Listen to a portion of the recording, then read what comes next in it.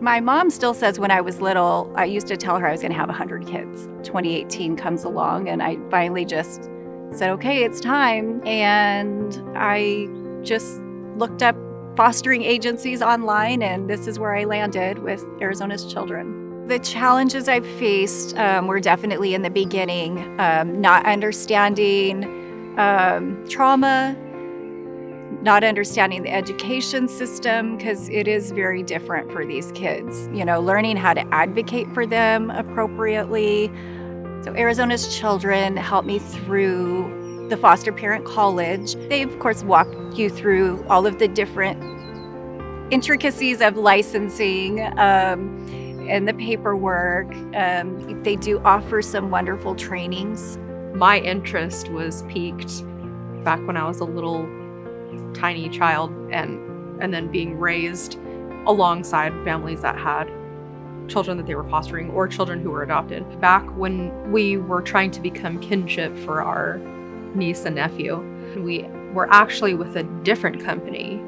So we went to them saying, hey, look, we want to be able to help children like our niece and nephew thing, but here in our own community. And they said, well, you guys are a gay couple, so we can't help you. There was one company that could, and it was Arizona's Children, and they have been nothing but accepting of us as parents. Arizona's Children's, they always go above and beyond. Our licensing worker, Sue, is amazing. She remembers birthdays. She's come to every one of our adoptions. When we're like, hey, we have this situation going on, what do we have at our disposal?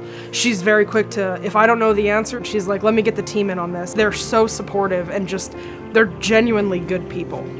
I was not prepared for the reality. I think Arizona's Children is a great place to start. The staff is wonderful. They're encouraging. When I started therapeutic foster care in the beginning of 2021, it was a game changer. The first time I took the training, it gave me a greater understanding of myself to start with. I was able to understand, how trauma affects the kids. They bring that community together, to have the input of other foster parents. It makes me feel a lot less alone. Since I started fostering in 2018, I have fostered 10 kids, I believe.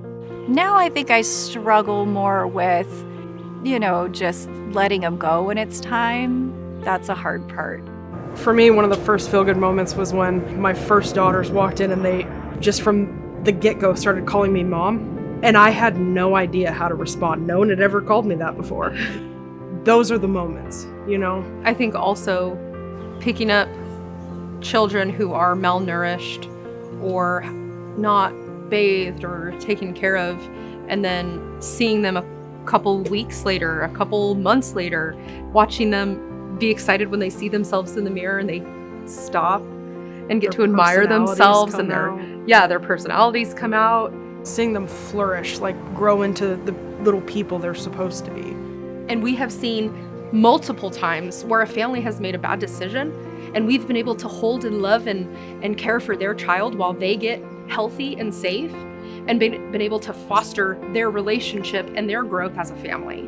There's so much need. There's so much need in Arizona for foster families. And without Arizona's Children and their support, there's not people like us in the trenches doing this.